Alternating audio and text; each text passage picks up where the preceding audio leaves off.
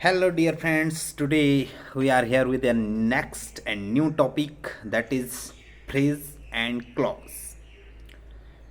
Generally हम लोग confuse होते हैं, अक्सर स्टूडेंट कंफ्यूज होते हैं कि फ्रेज क्या होता है, क्लॉज क्या होता है और फ्रेज और क्लॉज को मिलकर कैसे सेंटेंस बनता है।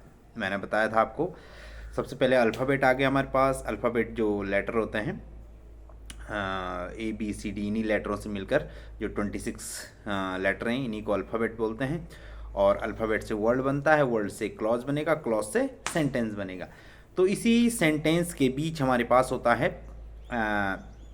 एक होता है क्लॉज, एक होता है फ्रेज। अब फ्रेज क्या होता है और क्लॉज क्या होता है? क्लॉज वह शब्द का वह भाग होता है जिसमें सब्जेक्ट भी होगा और वर्ब भी होगी। सेंटेंस के उस भाग को हम क्लॉज कहते हैं जिसमें सब्जेक्ट भी होगा और वर्ब भी होगी। लेकिन फ्रेज उस भाग को कहते हैं जिसमें या तो सब्जेक्ट होगा या वर्ब होगी, दोनों चीज़ नहीं होगा।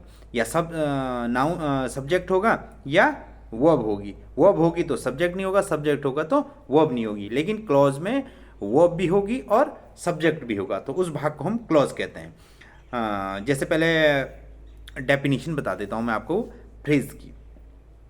A group of word which make a sense but not a complete sense is called phrase.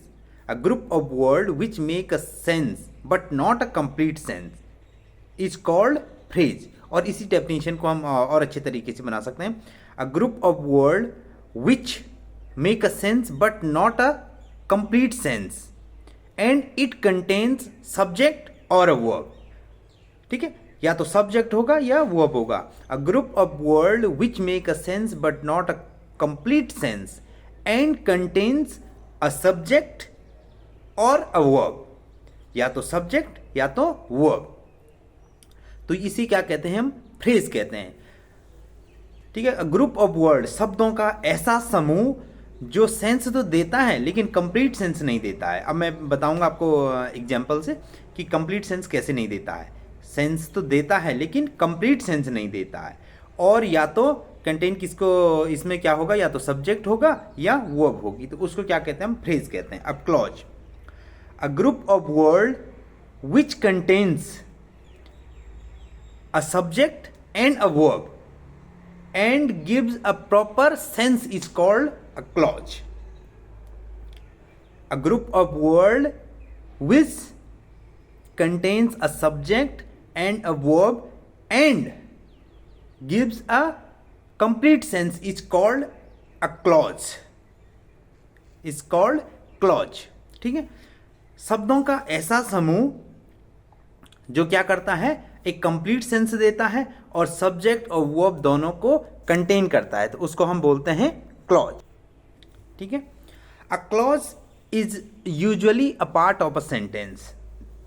एक सेंटेंस का पार्ट होता है, फ्रेज भी होता है और क्लॉज भी होता है। लेकिन सेंटेंस में क्लॉज का होना मेन जरूरी है क्योंकि सब्जेक्ट भी होती है इसमें और वर्ब भी होती है।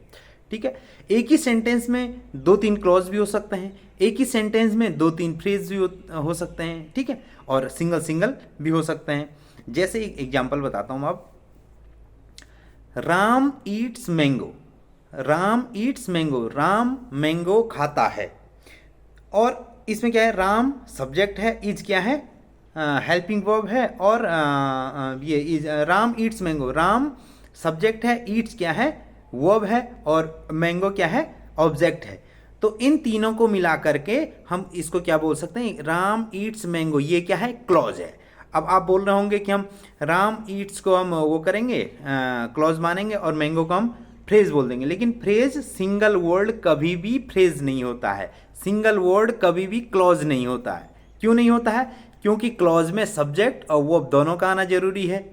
और जो फ्रेज होगा उसमें अ ग्रुप ऑफ वर्ड बोला ना मैंने, which makes a sense but not a complete sense. Group of word जिसमें 2 या 2 से अधिक वर्ड होने चाहिए, उसी को हम क्या बोलेंगे, फ्रेज बोलेंगे। इसीलिए सिर्फ इस मैंगो को हम फ्रेज नहीं बोलेंगे। ठीक है, अब इसी सेंटेंस को लंबा करता हूं मैं। Ram Yeats mango in the garden. Ram Yeats mango in the garden, Ram बगीचे में आम खाता है। अब इसको कैसे बोलेंगे, राम ईट्स मैंगो। तो यहां तक तो राम ईट्स मैंगो, यहां तक क्या हो गया, एक क्लॉज हो गया, क्योंकि राम क्या है, सब्जेक्ट है, ईट्स क्या है, ईट्स क्या है, वर्ब है, और क्या खाता है, मैंगो खाता है, तो ये क्लॉज हो गया यहाँ तक एक। इन दी गार्डन, इन दी गार्डन क्या हो गया, फ्रेज हो गया। अब मैंने बोला था कि जो फ्रेज होगा ये सेंस तो देता है लेकिन कंप्लीट सेंस नहीं देता। अब लास्ट वाला इन दी गार्डन को, आगे वाले को छोड़ दो, पीछे वाले को इन दी गार्डन को पढ़ो। इन दी गार्डन, इन दी गार्डन क्या, गार्डन में, बगीचे में, क्या कोई सेंस आ रहा है उसका, बगीचे में क्या, कौन था बगीचे में, क्या था बगीचे में, बगीचे में कोई सेंस नहीं आ रहा, लेकिन सेंस तो दे रहा हो इन, इनमें से मैं, दी गार्डन बगीचे में, सेंस दे रहा, लेकिन कंप्लीट सेंस नहीं। कंप्लीट सेंस कब देगा, जब इसके साथ क्लॉज जुड़ेगा। राम ईट्स मैंगो इन दी गार्डन, राम बगीचे में आम खाता है। तो इस तरीके से आप, बहुत सिंपल है क्लॉज को पकड़ना। क्लॉज में क्या होगा, सब्जेक्ट भी और वर्ब भी होगी, तो उसको बोलेंगे हम क्लॉज, ठीक है। और जिसमें या तो सब्जेक्ट होगा या तो वर्ब होगी, उसको हम बोलेंगे phrase.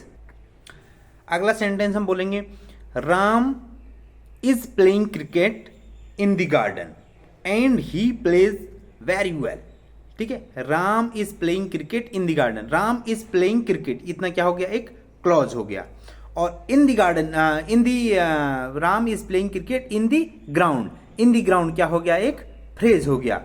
And he plays very well, he plays, he क्या हो गया, सब्जेक्ट हो गया, और प्लेज वेरी वेल, प्लेज क्या हो गया, वर्ब हो गया, प्लेज वेरी वेल। तो ये क्या हो गया, हमारा दूसरा क्लॉज हो गया। तो एक ही सेंटेंस में हमारे दो क्लॉज हो गए, एक तो राम इज प्लेइंग क्रिकेट, और दूसरा क्या हो गया, ही प्लेज वेरी वेल। तो ये हमारा दूसरा क्लॉज हो गया। तो क्लॉज और फ्रेज को आपने समझा, क्लॉज क्या होता है और फ्रेज क्या होता है। क्लॉज क्या होता है, सेंटेंस का वह भाग जिसमें सब्जेक्ट और वर्ब दोनों होती है, और फ्रेज होता है वह भाग जिसमें या तो सब्जेक्ट होगा या तो वर्ब होगी, तो उसको हम बोलते हैं फ्रेज। तो आज का एक छोटा सा टॉपिक था क्लॉज एंड फ्रेज। अब फ्रेज के भी कई काइंड्स होते हैं, क्लॉज के भी काइंड्स होते हैं, तो इनको हम नेक्स्ट वीडियो में बताएंगे आपको कि फ्रेज के कौन कौन से काइंड हैं, क्लॉज के कौन कौन से काइंड हैं, वो किस तरीके से कार्य करता है। आज थोड़ा सिंपली हमने सेंटेंस को समझने के लिए हमने बात की फ्रेज और क्लॉज में, ठीक है। तो क्लॉज और फ्रेज आपने समझ लिया होगा। सेंटेंस का वह भाग जिसमें सब्जेक्ट और वर्ब दोनों होती है वो क्लॉज, जिसमें या तो सब्जेक्ट होगा या तो वर्ब होगा, और वो कंप्लीट सेंस तो देगा लेकिन कंप्लीट सेंस नहीं देगा, उसको हम बोलते हैं फ्रेज। तो ठीक है, okay, good bye, see you in next video. तो अगर आपको वीडियो अच्छा लगा तो वीडियो को लाइक, सब्सक्राइब और शेयर जरूर करें। Okay, thank you, bye bye.